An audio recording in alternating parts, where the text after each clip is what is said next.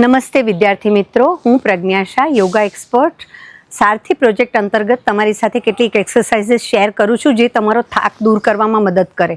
તમને ખબર છે, આપણે જેવું હૃદય ડાબા છાતીની અંદર જેમ હૃદય છે ને, એવી રીતે આપણા લોઅર બોડીનું હૃદય આપણા કાફમાં છે, આપણી પિંડીઓમાં છે. એ પિંડીઓને પણ એક્ટિવ રાખવી જોઈએ જેથી આપણી સ્ફૂર્તિ સરસ રહે. કેવી રીતે રાખી શકાય? એના માટે તમારે બંને પગના પંજા પર આવી જવાનું છે. 1 2, આને અમે એમ કહીએ છીએ કે પમ્પિંગ યોર કાફ. 3 4. જ્યારે તમે આ 50 જેટલા કરો ને ત્યારે તમને ખબર પડી જાય કે કેવું પગમાં દુખે છે.